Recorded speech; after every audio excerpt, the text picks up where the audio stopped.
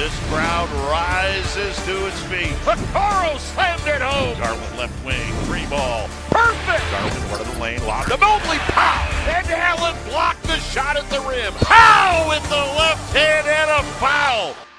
Welcome to the Chase Down Podcast, part of the Cavs media family. I'm your host, Justin Rowan. The Chase Down is presented by Fubo, the official streaming partner of the Cavs. Watch over 350 channels of live sports and TV, including FanDuel Sports Network without cable. There's no cost and no commitment. Try for free at FuboTV.com/Cavs. We are coming to you guys live the eve of the NBA Finals between the Indiana Pacers and the Oklahoma City Thunder. Joining me today to discuss the playoffs, discuss Cavs changes, and all that good stuff is my co-host, Carter Rodriguez. Carter, how you doing, buddy? I'm doing good, man. It's been quite the marathon for your boy. Been on the road 2 straight weeks, but I'm home and trying to recover from some nasty jet lag. But the Netherlands was fun. Can I just say, for those on the YouTube, I had not seen Carter's camera until he came live on the mic, and that mustache was a cold open for me. How about that? I don't think I've seen this look from you before. I was curious. So I was having a kind of a tiring, a rough day because I'm so tired. I had a rough morning. All sorts of things were going wrong. I was like, you know what? I'm going to do something a little silly. See if I can change the energy of my day. And full disclosure, the mustache wasn't supposed to make it to the podcast. I was gonna, because Kylie hates it, and whenever I have one, and I was gonna shave it before she even got home. But then I made a bunch of pivots to my day, and the mustache remains. It'll be gone by tomorrow. Look, the offseason is a time for pivots. You're going to see teams change up their rotation. You're going to see trades. You're going to see firings. The New York Knicks, fired Tom Thibodeau. And we also have some changes on the Cavs side as well. There was an announcement today. I don't know if it's official yet, but Jordan Ott, there is reporting that he has been hired by the Phoenix Suns to be their next head coach. Congratulations to him. It seems like the Cavs assistant coaches are in demand. That's a great sign. I think if you look at the last few years, the Cavs front office, alums have been running quite a few teams around the NBA. Have been running some successful teams around the NBA. And now you're seeing that a little bit on the coaching staff. It'll be interesting to see with that vacancy in New York, if Johnny Bryant's name ends up getting into that mix as well. It's a classic good news, bad news thing. Good news, you're an organization that's respected by its peers around the league. Bad news, brain drain, Yeah. And you gotta find a way to replicate your culture. And that is the story of culture, right? Is that it's not tied to one individual, is that, it is the tide that raises all boats that allows you to plug in different folks with different skills and still, be a representation of what you once were. But it doesn't not angst me out that the Cavs' 2 top assistants might be on another team, going into the next season. Yeah, and, I think we've said the same thing when guys have been poached from the G League team, right? When you do a good job developing talent, when you bring in, talent that's worthy of other teams taking a look at them, these kinds of things are going to happen. And I think, angst is a good word to use. I'm also just kind of intrigued because we never really know how much responsibility anybody has on a coaching staff. But what we do know is that Kenny Atkinson has been big when he talks to the media. He's been big on collaboration, whether it's with his assistant coaches, whether it's with the players. And it's going to be interesting to see what type of a new voice the Cavs bring in. What's their track record? What types of locker rooms have they been involved in? I think particularly in this situation where I don't expect massive change-ups to the core and the identity of what this roster is, I think a fresh set of eyes and a new perspective might be interesting.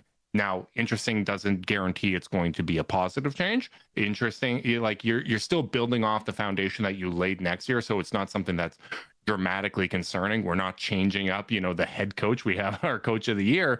But I do think, what types of new ways of looking at things and what other perspectives are being brought into the locker room is definitely going to be one of those things that we talk about when this vacancy is filled.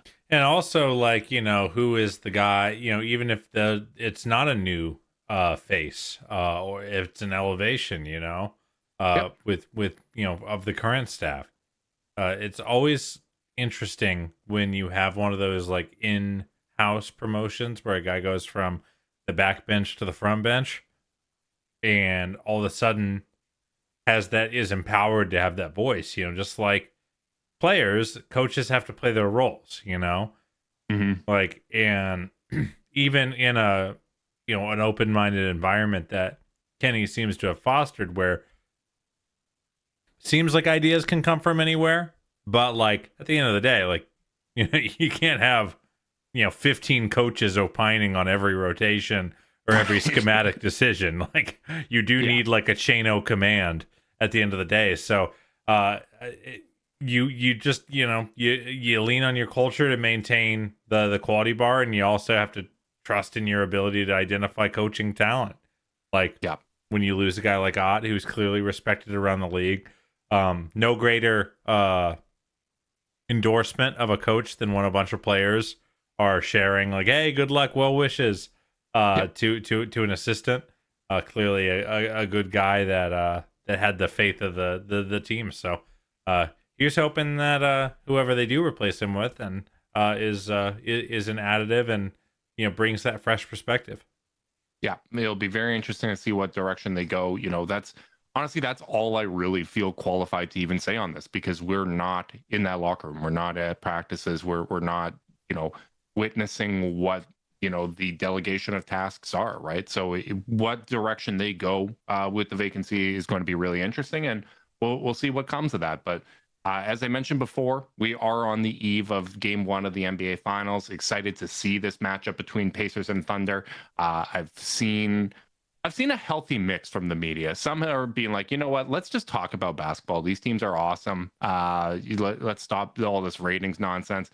And then I've also seen a lot of national media members that are just flat out lazy. And it feels like they are justifying their laziness by saying, well, like, I don't know any of the names on these teams, but of these players, but they came out of nowhere. No, if you're paying attention, there's some really damn good names. There's a lot of really good players, and I'm excited to see what the series is. I personally believe that, the Oklahoma City Thunder are going to win this pretty comfortably. I think that they are the best team this season. I think they're a cut above, but we've seen the Indiana Pacers, surprise teams. They surprised the hell out of us. And their ability to steal games and to maintain their identity against a historically good defense is going to be fascinating to watch. Yeah, I'm excited for this one because I think, like, on the talent side of the ledger, the OKC just has an overwhelming advantage. But stylistically, there are some things here for the Pacers, so much of what fuels that OKC engine is turnovers. Yeah. It is the overwhelming ball pressure that they put on you, the pick sixes, the kind of the machine, the snowball effect that they can have on you. And never turns the ball over? The Indiana Pacers. You know who plays really, really good pressure defense that can get OKC out of their rhythm on night, especially on nights Shea doesn't have it going?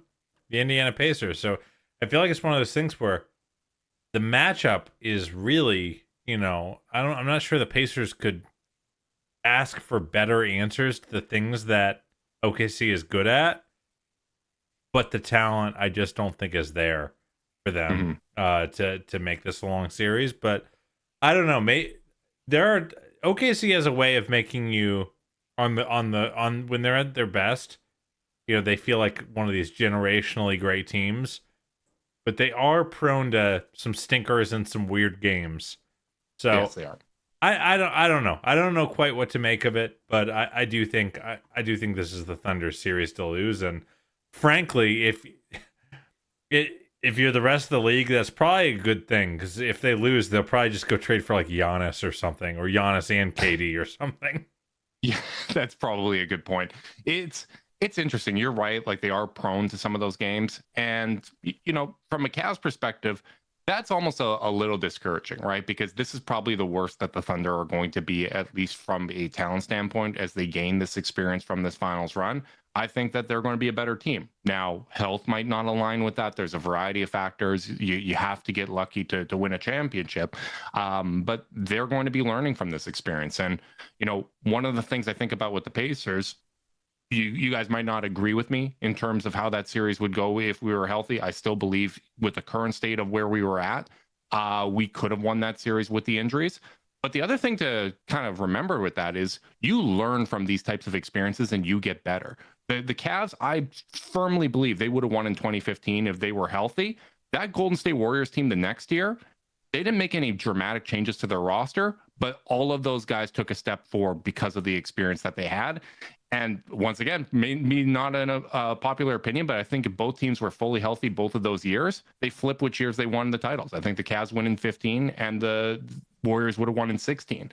It's what makes that title so much fun, and you have to play who's ahead of you. But just because I believe that about how this Cavs Pacers matchup would have gone this year doesn't mean that the Indiana Pacers can't take a step forward. They have a lot of young talent. That's a team that's well coached, well built. They have depth. Sure, there's some questions about free agency with Miles Turner and other things there, but that doesn't mean that just because I feel that way about this year doesn't mean that they can't take a step forward next year. And from a Cavs standpoint, you got to constantly be workshopping what you can learn from this playoffs and how you can take those steps forward, whether it be from a rotation standpoint, whether it be in terms of how you approach the game.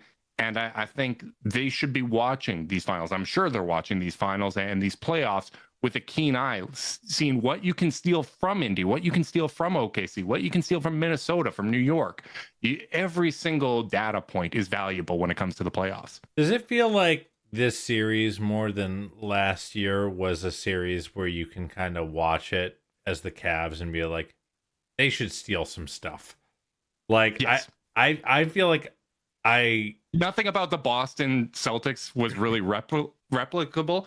When it comes to the Indiana Pacers, that's a team that I think you watch them and they play better than their talent on both ends of the floor because of how they approach the game. I think There's you a could lot say of things the same I admire. thing for OKC. I completely agree with that. And frankly, like, I don't have any like ill will against the Indiana Pacers. I respect the hell out of that team. They changed my mind throughout the season. Where I was at the start of the year. Shout out Caitlin Cooper's Substack for opening my eyes throughout the season. But they progressively got better too. As Halliburton, regained his form, they improved as a team. I think there's a lot of things that you can steal from them. And speaking of stealing from them, did you happen to see Chris Finch's? I know you were traveling, so maybe this missed you. Did you see Chris Finch's comments after the Western Conference Finals wrapped up? Nope. So I find this really interesting because you look at the playoffs right now, the best offense in the playoffs has been the Indiana Pacers. I know the Cavs technically have a better O rating, but that was really skewed by that Miami series. But the Pacers have had basically a 118 offensive rating. The Thunder 115.9. You look at how the Wolves played against the Oklahoma City Thunder. They actually had a worse offensive rating than the Cavs had against the Indiana Pacers, and they had a worse defensive rating than the Cavs had against the Indiana Pacers. And this is a Wolves lineup that has, Mike Conley, strong defender at the point guard position. Anthony Edwards, good length at the shooting guard position, strong defender. Jaden McDaniels, elite wing defender, exactly what you want from that position. Julius Randle is playing some of the best defense of his career. Rudy Gobert, defensive player of the year candidate. Naz Reid coming in off the bench. Nickeil Alexander-Walker. They have basically, like, when we talk about the archetypes that we want defensively and we want to bring into the Cavs, they have those guys, and they had a worse defensive performance against the Oklahoma City Thunder, who are a worse offense than the Indiana Pacers. And I just found it really interesting because I was wondering, what does Chris Finch focus on? And here is his quote. In the game today, with all that switching you see, you need two things. You need passing and you need ball handling. That's what you need. Everybody wants shooting, but I think it's the other things that unlock shooting. And I thought that was so fascinating for a defense first team. His takeaway from that series is we need more ball handling. We need more playmaking. We need more creation on the offensive end of the floor, because as we know, when your offense isn't clicking, that is going to have a negative effect on your defense. Yeah. It's interesting. I think especially against that OKC team, it's not surprising that I guess I would say that like you might index on a bit, multiple points of attack just because of how devastating some of those Bulldogs on OKC can be, Oh yeah. having guys. And like that's a big way I felt about, this playoff run for the Cavs is, having, we talked about it even in the Miami series when they were playing Okoro and Wade out at the same time, having guys who aren't going to make quick, assertive decisions with the ball and that aren't a threat with the ball.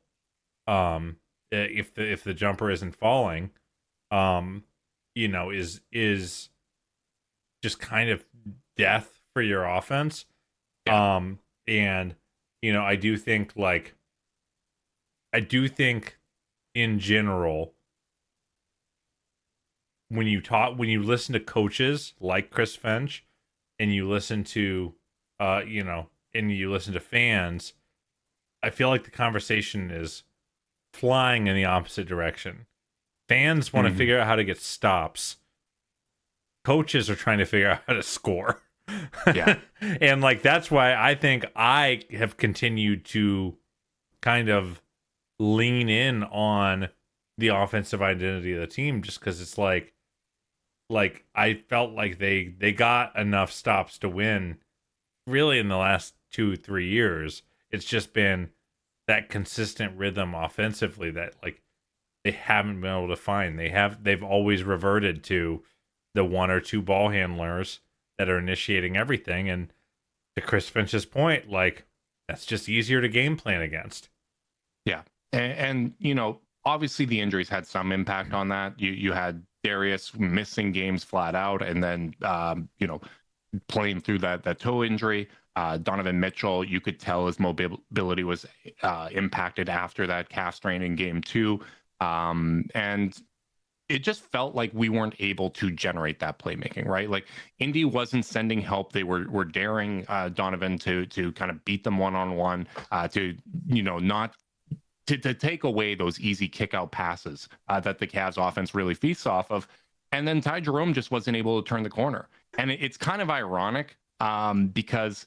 Was that a metaphorical or a literal corner? A little bit of both. The irony is when you look at that series and the way that the injuries played out and the limitations on both Mitchell and Garland physically, that trade deadline move, we probably could have benefited from Karis LeVert in that series. Like his playmaking, obviously we've seen the ups and downs of the play in the playoffs for Karis LeVert, but in terms of skill set, they really needed that additional ball handler. And I find it fascinating because if you look at the last 7 years, and this counts both finalists for this year, there is no consistent way any of these teams have been built. For all the conversations about what you need to learn from a team building standpoint and what types of players you need to win with, we're going to see 7 straight years where teams built very different ways won NBA championships. But the one kind of consistent thing I think you see with all of these teams is they are able to generate offense. They are able to get playmaking from multiple positions. Boston, no traditional point guard. I think that's why you see some of the volatility with them on the offensive end of the court. But they had 5 guys in that lineup that were able to generate offense. Indy, we saw tons of that. OKC has that, right? Like Shea's able to do it. Obviously, Alex Caruso coming in off the bench. Jalen Williams is a good playmaker. Harnstein's a good playmaker. Wiggins and Wallace are able to do that at a solid level. And OKC, I think, is maybe not exactly a one to. I'm not that you're making the case that they're a 1-to-1, but like I do think they're a team where their defense is so bananas that, and they have a lead star that's so good in Shea, right, but they kind of almost feel like a little bit more of a throwback. But you're right, they can attack from a lot of different spots. Right. And the interesting thing is, even though these teams are built differently, how they get that playmaking is also different, right? Like the Warriors, Steph, Draymond, Andre was still playing for them. Jordan Poole was able to provide some playmaking. The Bucks, Giannis, Drew, and Dante DiVincenzo in that year. Chris Middleton actually had a pretty high assist rate and was able to generate some offense for them. Denver, Jokic, Murray, Brown, Aaron Gordon was able to run some offense. Reggie Jackson was able to run some offense, right? How many guys did you feel confident in that the Cavs could go to from a playmaking standpoint? Like that was my big takeaway from, the Boston series, and it remains mine now. Obviously, we've talked about how Mobley needed to be used more in those spots, but when the guards are limited, like you just didn't have anybody else you could really rely on in that spot. Max Strus, you can make the argument that he's kind of in that Cason Wallace, Aaron Wiggins, that can provide that secondary playmaking.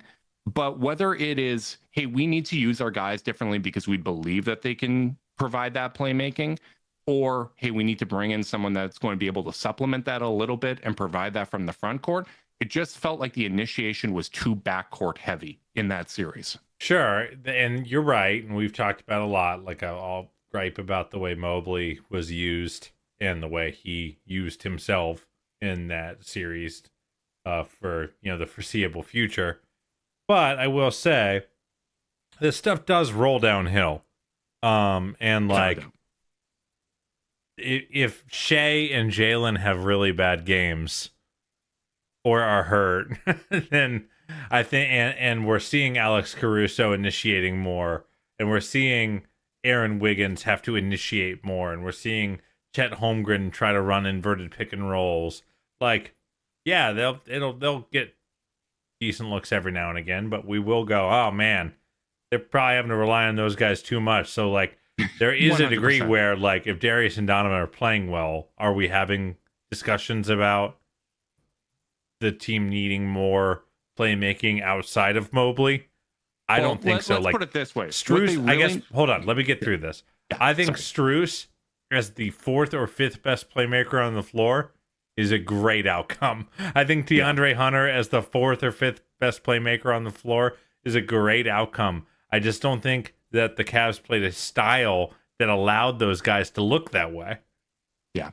Well, let's bring it to a point that I think we can both agree with. If Chris Finch, with much better defensive personnel than we have, and, a worse defensive outcome than we had against the Pacers, if his takeaway is we need more ball handling and we need more playmaking, then the takeaway from this season shouldn't be, hey, let's swap Darius Garland for Jaden McDaniels. Let's swap Darius Garland for Jalen Suggs, who is 5th on the Magic in assist percentage. Like, if you're going that direction, honestly, you should just start Okoro. Like, because he neither player is going to give you any ball handling or playmaking or be able to run an offense. Okoro's at least taller, he's a better shooter, and he's going to give you the same defense. If you're going to punt that other guard position, just go with Okoro. But, Justin. But it's disrespectful. True. I know it's being that's disrespectful. Not true. No, it absolutely is true. It's the macro is true, but Jalen Suggs has more juice.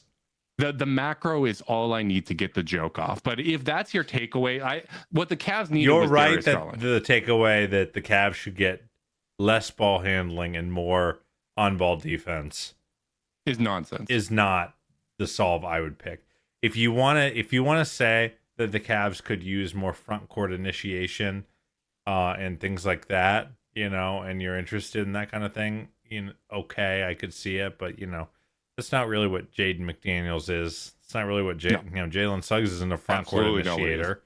The ways that they would initiate, and there are things those guys do even on offense that the Cavs don't exactly do, but I just don't know if you want to build the plane out of it.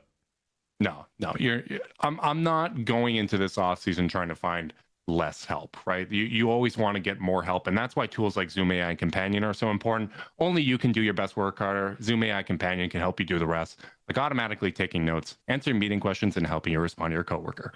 Available at no additional cost with eligible paid plans. Work happy with Zoom AI Companion. It's interesting, man, because from a team building standpoint, like, we talked about with the aprons, there's not a lot of options that in terms of major shakeups for the Cavs, right? Like if you're looking at Darius trades, the fact that guys like a Jalen Suggs or Drew Holiday are, in that range goes to show you like a 1-for-1 swap. You're downgrading not only from a talent standpoint, you're just getting worse as a team. But if we kind of concede that, hey, we're not able to make those kind of dramatic change-ups, the changes have to come with how they approach the game on both offense and defense if you're going to make changes. And it also has to come in terms of how you deploy guys from a rotation standpoint. And, as much as people talk about the small backcourt, that's not a Darius Garland thing. That's a Donovan Mitchell thing because he's undersized for his position. And while we like his ability and we think he's grown as a playmaker, even by his own admission, he prefers playing with a point guard. He's not a point guard. He's not someone that you're going to ask to run your offense at all times. So in that, with that understanding, you're always going to have a bit of a small backcourt unless you're building around, a LeBron James or a Nikola Jokic, where he can play in that Jamal Murray role, which I think he would do a much better job of because he's better than Jamal Murray. But, what I find interesting is, all right, so if we understand that, and we also understand that that starting lineup had a 107 defensive rating against the Pacers, so defense of that lineup was not the issue. It's going to come down to how they use the rotation. Do they make changes in terms of, who's starting at the 3, who's the 6th, 7th, 8th man? Those kinds of decisions, I think, are going to be the most important thing when it comes to how the Cavs approach this offseason. Yeah, I just do think, like, this is I hope that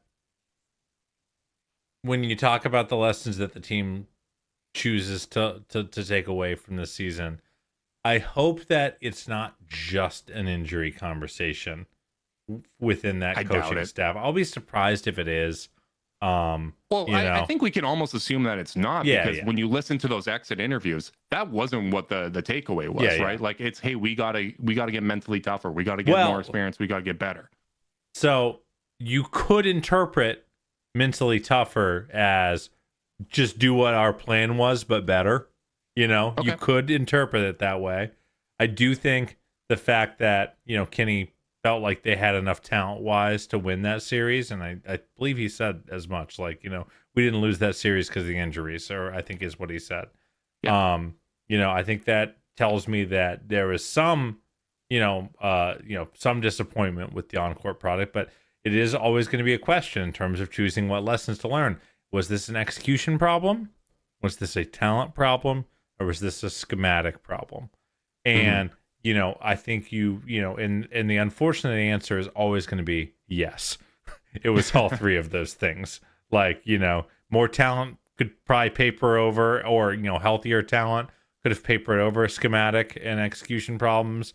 Better execution would solve for talent and schematics. Better schematics would solve for execution and talent. So it's like this, this unholy triumvirate of basketball that you're never gonna have like a cut and dry thing. The Knicks series was kind of this like very special exception where all you had to do was watch and go, shooting please. Yeah. And you kind of know that's like the main thing, and you're not going to get better data till you have that.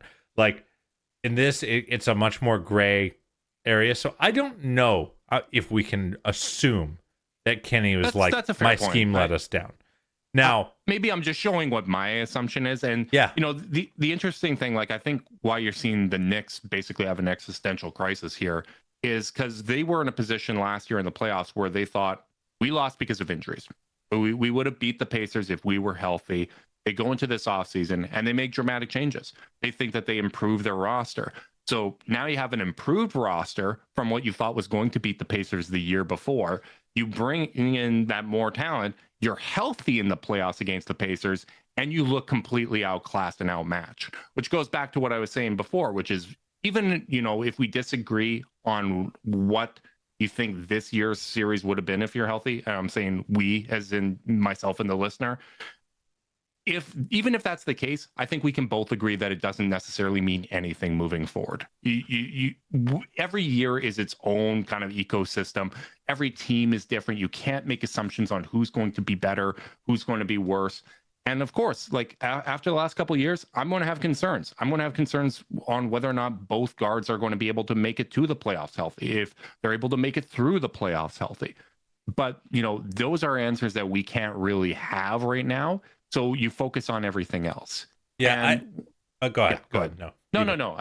That was I was just going to ramble on anyways. You Well, go ahead. that's where I just kind of get back to the scheme stuff on both sides of the floor, and that's where I kind of set up the ball on the tee without taking a cut at it.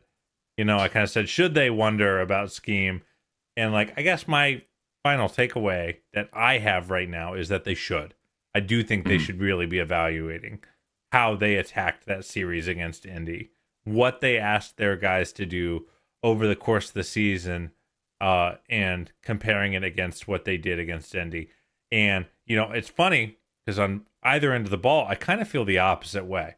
I feel on offense, and people heard me say this on our last week's pod and the post-game pod after Game 5, that I thought the Cavs scheme all year was fine, and then they just stopped doing it. Yeah. They stopped running, letting Mobley initiate offense. They stopped doing all the varied stuff that made them so interesting and challenging to guard. They stopped playing with pace, blah, blah, blah, blah, blah. Like, I would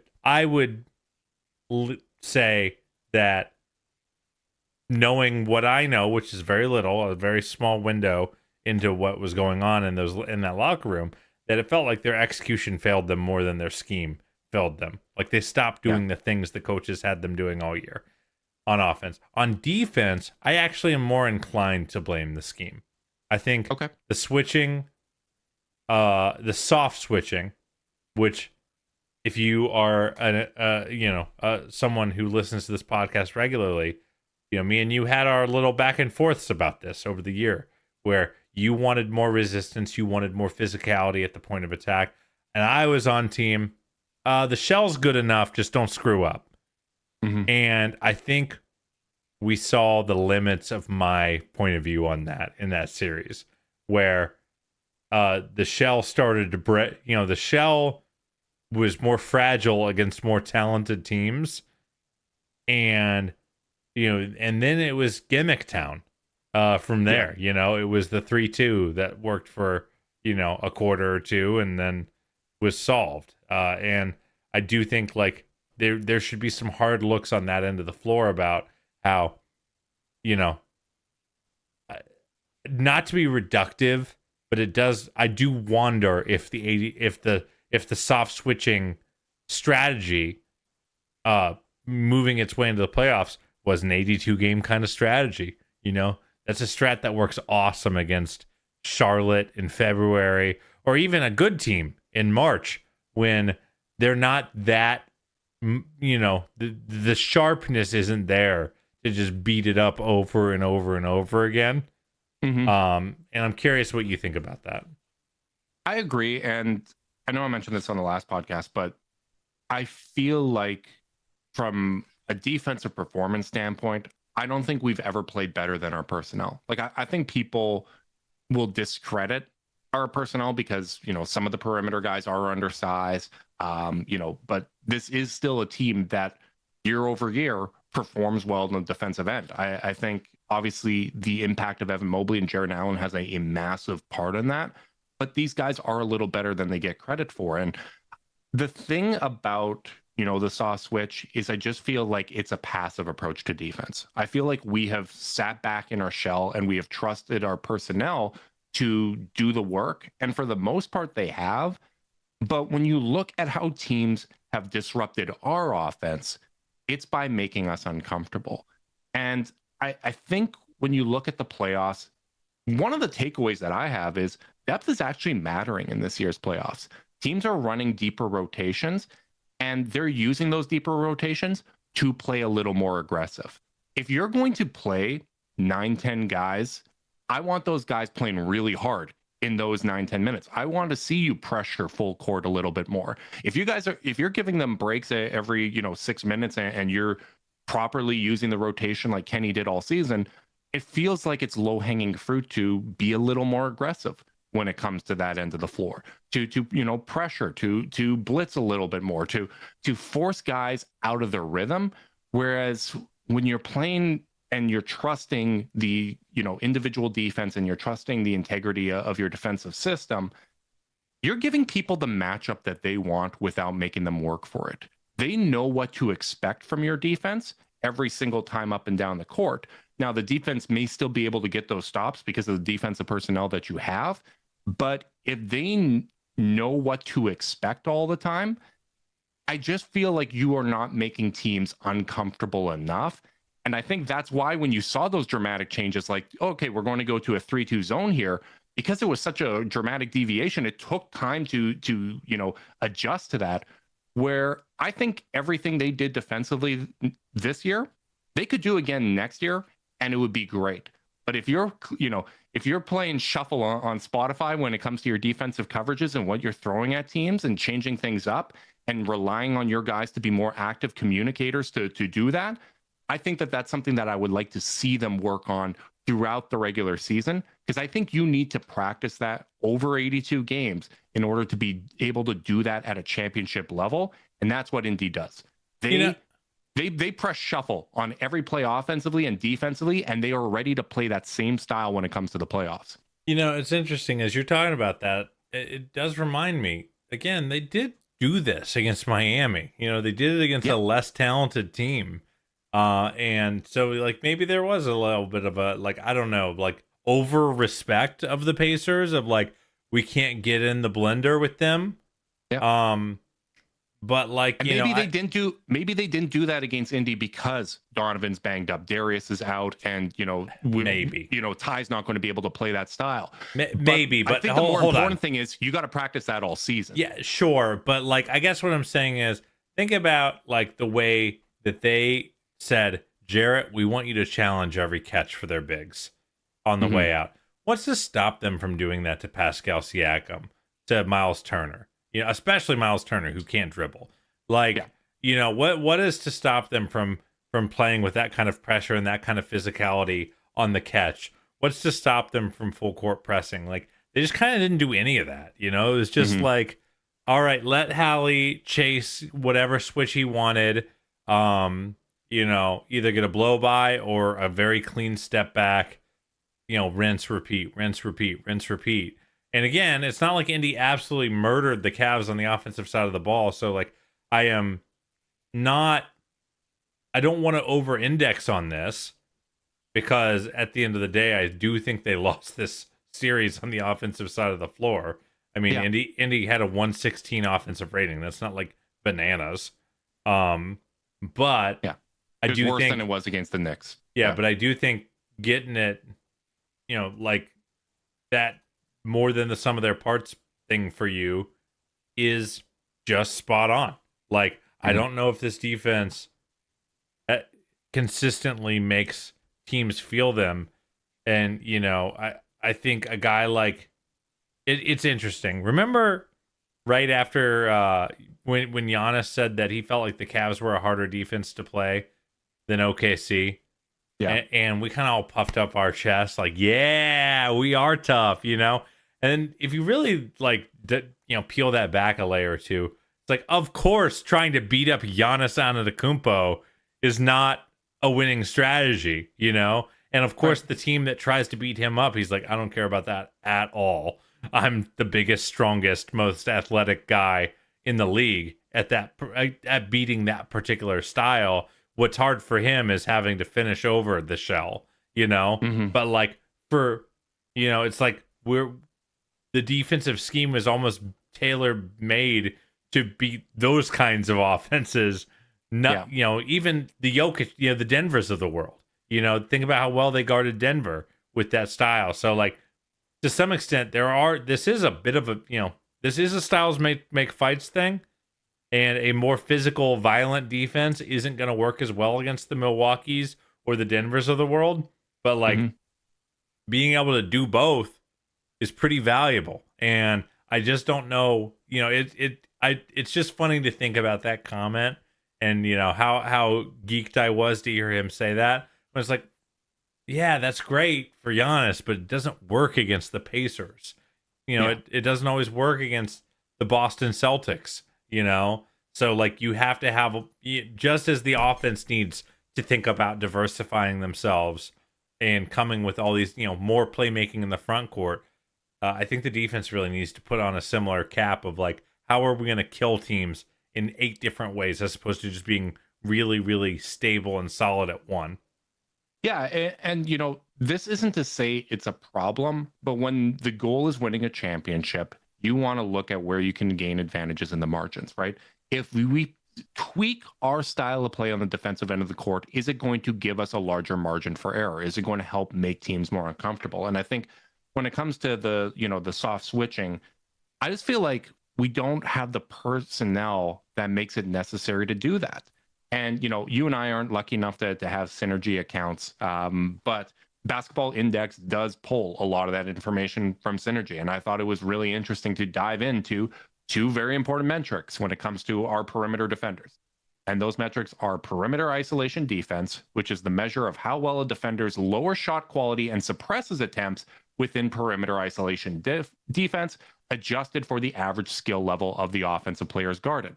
So, if someone's guarding someone for 12 minutes and they go 4 or 5, if you're just looking at how did they shoot against them, that's not telling the full story, right? So this actually uses that tracking data to see how well you not only suppress those shots, but how you do in guarding those shots. What's the outcomes there? And then the same thing goes for ball screen navigation, which is the measure of how well a defender lowers shot quality and suppresses attempts on ball screens. Again, it is adjusted for matchup difficulty. So, if someone like Jalen Brunson, who, gets parked on an Isaac Okoro and they don't score, you're going to get dinged for that in these metrics. You look at matchup difficulty, Brunson's in the 5th percentile in terms of who he's guarding. Steph is in the 8th, Hallie's in the 3rd, even Shea is in the 14th because OKC, tries to save him on that end of the floor. So any questions before I dive into these number cards? Do you like these stats? Do you like the data here? Absolutely, buddy. Go ahead. Okay. So the other thing I wanted to look at is, if we're looking at it by percentile, it's great to be in the 50th percentile or, 55th percentile. You're above average, but how many are actually having a positive impact? When it comes to perimeter isolation defense, the 67th percentile is the break-even point. So 2/3 of the league are having at least a slight negative effect on perimeter isolation defense. For ball screen navigation, the break-even point is the 59th percentile. So when you look at the Cavs, a lot of their guys, when they look at the tracking data and the impact, that they actually have, grade out not only, above average, but positive when it comes to both of these metrics. DeAndre Hunter is in the 89th percentile in isolation, 75th in screen. Strus, 82nd in ISO, 69th in screen. Okoro, 88th percentile in ISO, 93rd in screen navigation. These guys all navigate screens incredibly well. Darius Garland, 86th percentile in perimeter isolation defense and 80th percentile when it comes to that screen navigation. The only guys that have some negative where they're below average, Sam Merrill, slight negative, 55th percentile in isolation, but that's still above average. It's as a slight negative in isolation, that goes to show you how well he's been playing on defense.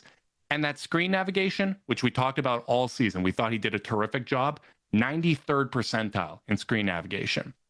The only player on the roster that's has a slight negative impact on both of those is Donovan Mitchell. He's 56th in isolation and 56th in screen navigation. I don't worry about that as much because we've seen he can turn up that defensive intensity in the moments where it really counts. He saves himself a little bit. And in both of those metrics, he's still above average when it comes to league average. And then Ty Jerome, 74th percentile in perimeter defense, 48th in screen navigation. So that's the only spot out of all those guys where someone is actually a negative below league average is Ty Jerome navigating screens. But all of these guys are capable and have been effective when they're putting up resistance in those situations. Yeah, it's I mean, on one hand it's encouraging and some of those numbers are really impressive. I mean, having Hunter up there at the 89th, Garland up at the 86th, Strus in the upper 80s or the lower 80s, I don't know what's your takeaway from that? Like, because like on one hand, you see a lot more really strong ISO defending numbers and some more like average screen navigation by comparison. Like, does that speak to they should be doing this switching strategy a little more often, and the numbers don't actually play to what we think? I don't really agree with that, but I mean, what's your takeaway? Well, I think, because this is the result of how they played defensively last year, it backs up the fact that, hey, this is actually effective, right? Like the two things you see on the perimeter are ball screens and basically isolation. So you can see ball screens to get you to isolations, right? So that's why I'm really looking at these two metrics. But to me, the margins are so small when it comes to playoff basketball. If you're giving a little bit of full court press and that takes 3 seconds off of the shot clock, that's a win for the defense. If you're fighting the screen and you are, okay, let's get Darius to fight through these screens and navigate it. Let's get it with Max Strus and DeAndre Hunter. If the offense is forced to rescreen multiple times to get that matchup, and then you have confidence that if they eventually do get the mismatch that they want, you feel confident that someone like Darius can, match up with the Jason Tatum and at least, contest the shot and force them to not get to the rim. That's a positive. But because you force them to do 2-3 screens, you're making them use up energy on the offensive end of the floor. And I think it's going to actually increase the effectiveness of these numbers. So that would be my argument for it, is just not conceding the matchup that the offensive team wants so freely. You shouldn't be able to get, Tyrese Haliburton onto Jared Allen that easy. And particularly when it comes to these perimeter to perimeter screens, I want Boston to fight to get Jason Tatum onto Darius Garland. I don't want to just say, all right, Darius, you're guarding Tatum on every single possession. You've guarded him more than any other player this season. No player has contested more Jason Tatum shots this season than Darius Garland. That shouldn't be the case as much as Boston wants to get that matchup. Yeah, I think that's all very, very fair. And like the other thing I'll say is, so you look up and down that list and it's super impressive, and you go, oh man, all these guys in the 80th percentile or better. This must have been a top 2, top 3 defense. It wasn't. It was a 8th defense, not horribly far from, a top 5 defense, but still 2 points per 100 possessions worse than their league leading defense 2 years ago. Mm-hmm. And so I do think it's kind of worth like pointing at the sum of the parts question, because like you add all those parts. If your scheme is killing it with all those great numbers, you would think that you'd have a really, really, shut down defense. And even though the defense performed better this year than last year by the numbers, ranked lower, but a better defensive rating, I do feel like some of that soft switching and that like lack of force on that end of the floor did lead to my feeling like this defense wasn't as strong as it has been in years past. And I agree with that. And it's hard to know because the offense was so bananas that like, it was always going to feel worse by comparison. But I do think there's some meat on that bone for that coaching staff. And I think some of it might also come down to the rotation, right? Like when you look at the differences between this team and that team, we played more 3-guard lineups than that team did. Even though we had some undersized wings, you are playing 2 of the guys that were at least below, negative impact when it comes to isolation defense and that screen navigation. Sam Merrill and Ty Jerome, both of those guys were playing a good amount. Like you look at the playoffs, Sam Merrill played 55 minutes where he was either playing with Darius and Ty, Donovan or Ty, or Darius and Donovan. So that's 55 minutes that he played small forward. You know how many minutes DeAndre Hunter played with Darius and Donovan at small forward? 6. You're talking about 9 times more that you're playing a 3-guard lineup with Sam Merrill at small forward. And to his credit, those lineups were effective. Even in the playoffs, they were effective. But my thing is, if you're going to make yourself feel different on the defensive end of the floor, you got to change some of that stuff. You can't have a 3-guard lineup where, if Indy goes to a 3-guard lineup, that's a lot of guys that can create. There's a lot of ball movement and stuff like that. When you had Donovan and Darius limited and Sam's not able to initiate offense, that's a 3-guard lineup without, the typical offensive characteristics that you would expect to come along with a 3-guard lineup. Yeah, and also Ty was just a total pumpkin in that series. And I think it makes it all feel a lot worse up and down. And Ty is probably the only kind of exception, I would say, to the rule of the stuff rolling downhill kind of theory with role players. I think he was just bad at an individual level. I understand. I do think it's something you can learn from. Yeah, I understand that down the roster, it's sometimes the role player output is symptomatic of your stars not being there. I just think Ty just had a bad series, which I honestly think there's more peace in that and more data to learn from in that. For me, I feel like he'll, the chance of him having a series like that again, I actually feel really strong that he's going to figure it out and learn from this about what it means to be on a Rick Carlisle scout and just, and play better. Again, he kind of found his footing at the end of Game 5 where he finally was able to start making a bit of an impact again. So it's funny with how good he was against Indy in the regular season too. I know. So I just can't get past the 3-guard thing and the Sam at the 3 thing. Are we just being dumb jerks because the lineup data was good in both instances, and if everything else was going better, it would just be fine? I think maybe I should clarify my point. I'm not saying that this is a problem. I'm saying if we want to change how it feels to play against the Cleveland Cavaliers, that's something that you have to consider. And honestly, I would be fine with both of those guys back on the roster next season.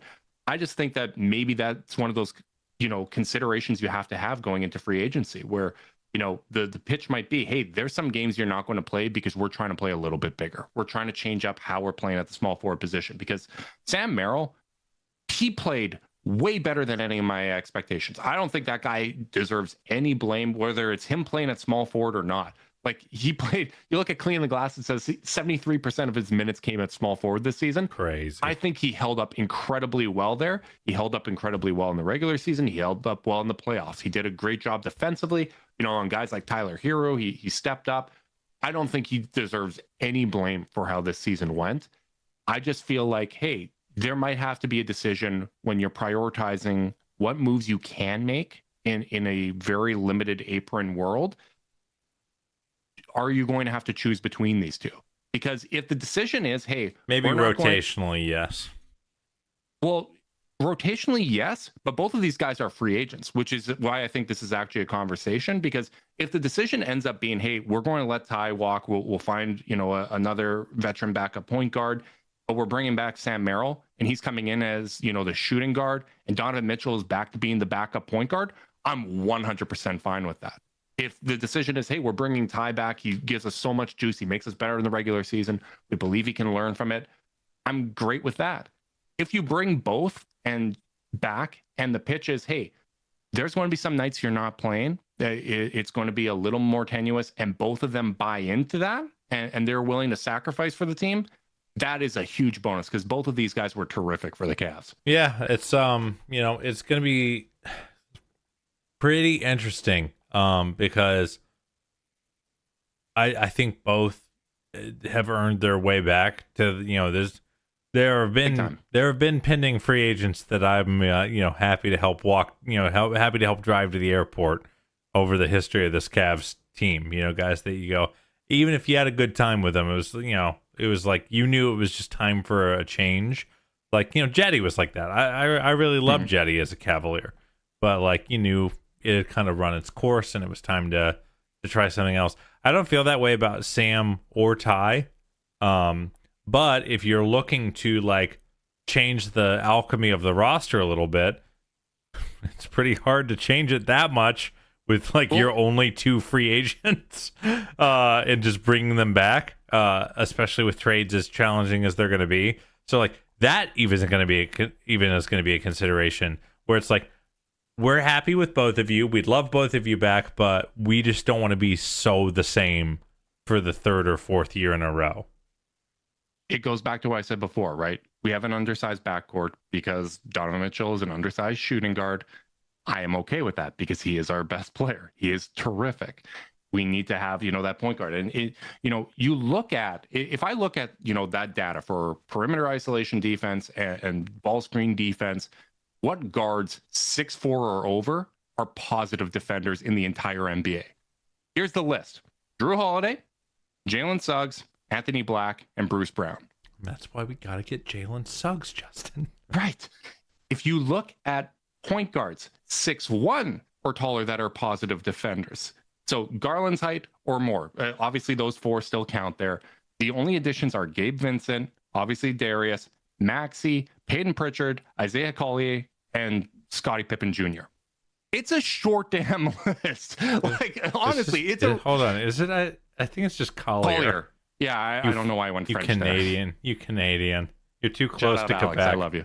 Yeah, it's not a long list. And when you look at those guys, like Maxey's the only one that you're like, okay, like he can generate a lot of offense. He has a usage, that is comparable to Darius, and Darius had a better season than him. None of these, like you look at those 6'4" guys, none of them can run an offense. Like Drew doesn't have that in his game anymore. Anthony Black never sure did, doesn't. Really. That was never Drew's thing.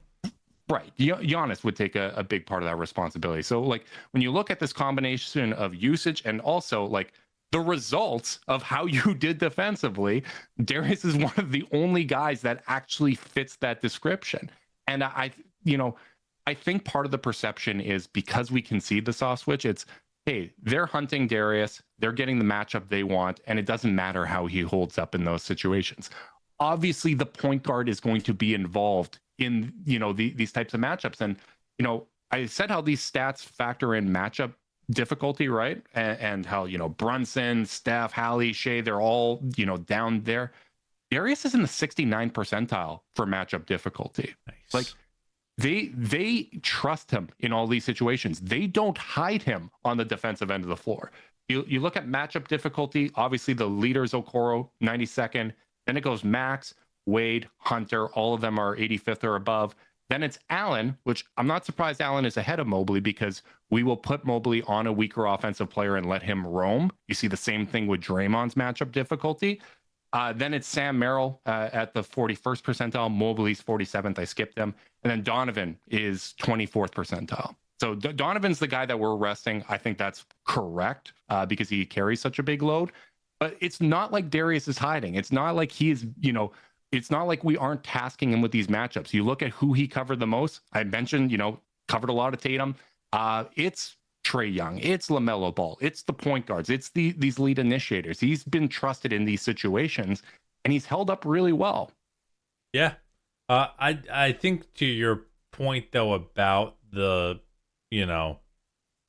about, giving up those soft switches a little less, easily. It's like, yeah, I don't have to hide Darius, but I don't need to like put him on the firing line over and over and over again either.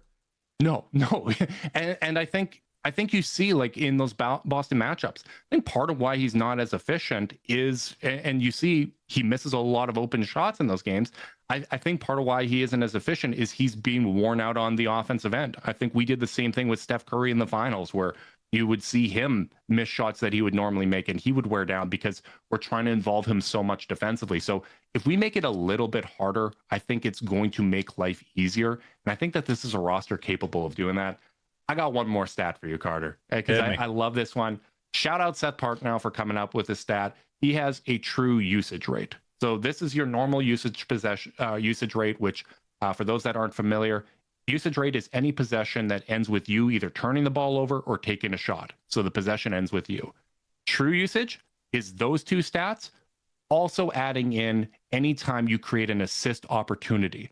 So if a shot ends with you taking a shot, or if a possession ends with you taking a shot, turning the ball over, or passing to someone that's taking a shot. Darius, 22nd in the league with a true usage rate of 49.94%. So when he's on the court, almost 50% of the possessions are ending with him either taking the shot, turning it over, or creating an assist opportunity. There are 3 players in the league with a true usage rate that high and a positive impact on the defensive end when it comes to perimeter defense and ball screen navigation. Those players are Franz Wagner, Darius Garland, and Devin Booker. Pretty good peers. You know, like, I just think too much has been made out of, you know, trying to bring in, you know, a low usage defensive wing. I don't want to increase the usage on Donovan. I think that he and Darius pair really well together. I think that Mobley taking on a larger share of the offensive load is really important. After that, after those 3, I'm open to suggestions, man. Like I'm open to seeing what this team can do. But I just think that people are misdiagnosing what some of the issues are based on what their preconceived notions were of this roster and what the issues are.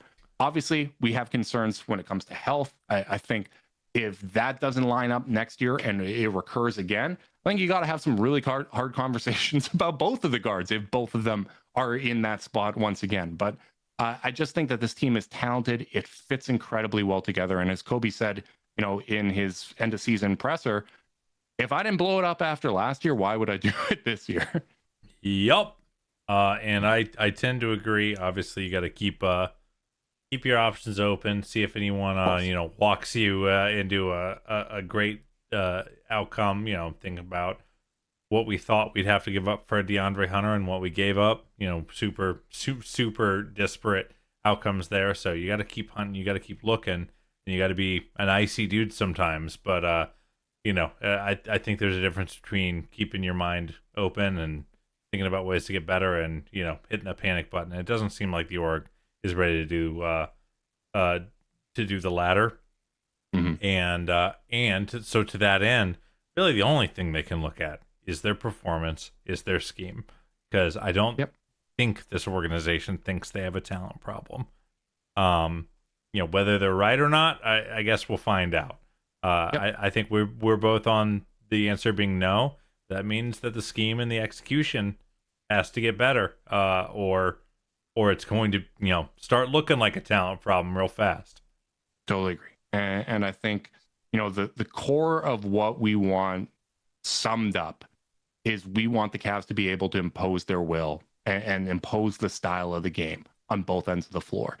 And I just feel like some of these tweaks are so that you're just a little less passive when it comes to the style of play. I want the Cavs to be the ones that make the game feel like it's a Cleveland Cavalier game of basketball.